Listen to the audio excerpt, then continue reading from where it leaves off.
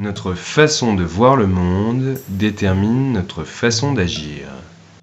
Le philosophe britannique Thomas Hobbes réduisait essentiellement les hommes à des guerriers avides de ressources, menant des vies solitaires, pauvres, nuisibles, brutales et courtes.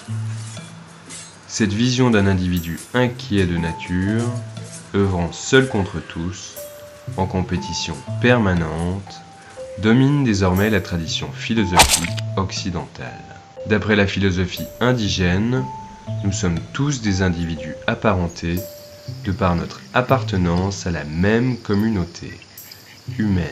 Et en tant que partie intégrante de la nature, nous contribuons avec d'autres à son équilibre. La pensée occidentale dominante perçoit la société comme un simple agrégat d'individus cupides, connectés les uns aux autres à travers un modèle de compétition marchande, ayant pour objet des ressources limitées, ce qui a pour effet d'engendrer la peur, l'insécurité et le désespoir qui appauvrissent l'esprit.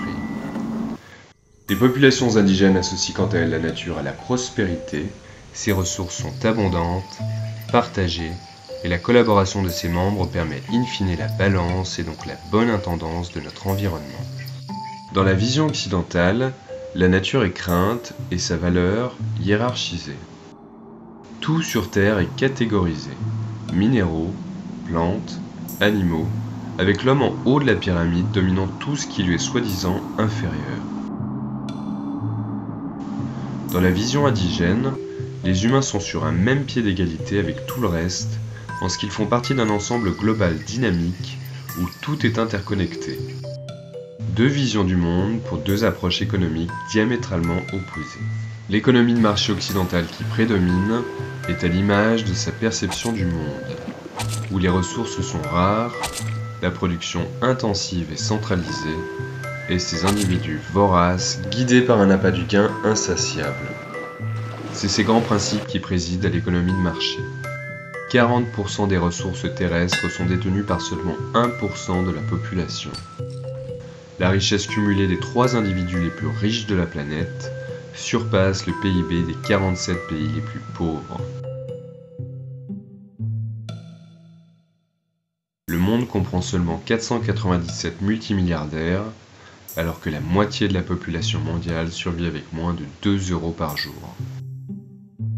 L'économie indigène, à l'image de sa vision du monde, est basée sur l'interdépendance, une production décentralisée, un usage flexible des ressources qui passe par la promotion d'une gestion responsable de celles-ci, l'abondance, la fraternité et une croyance dans le suffisantisme qui encourage le partage et la coopération. Dans l'Arctique, suite à une pêche généreuse, les rapports profonds qu'entretiennent les Inuits et l'obligation de réciprocité qui en découle assurent que les besoins primaires de chacun de ses membres soient assurés de façon juste et équitable. Et en ce qu'elle est une condition préalable à un monde durable, la santé de l'économie est mesurée à l'aune de la santé de tout le reste. Dans l'économie de marché, la notion de santé est indexée au produit intérieur brut. Plus nous produisons et consommons, et le mieux s'en porte notre économie. La construction d'immeubles, la fabrication d'objets, le transport sont toutes des activités considérées positives, au même titre que le sont la production d'armes et de cigarettes, alors que les investissements dans le système de santé et d'éducation sont considérés comme des coûts, une productivité économique négative, et l'impact du coût physique et émotionnel de l'activité guerrière ou de la pollution qui menace un tiers des espèces animales comme des externalités négatives indépendantes du système et qui ne figurent donc même pas sur le bilan comptable. Un système intenable dans lequel la rareté des ressources devient une prophétie autoréalisatrice. Il existe toutefois une alternative.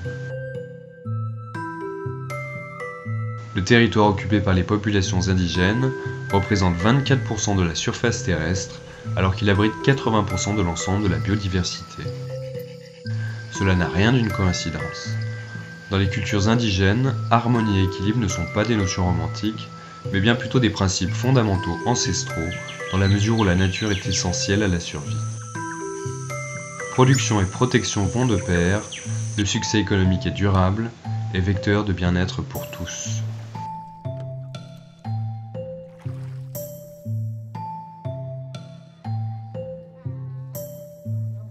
First People a pour vocation de financer les modèles indigènes et les pratiques traditionnelles qui offrent de nouvelles perspectives dans l'optique de façonner une économie alternative qui encourage l'équilibre naturel et l'harmonie communautaire.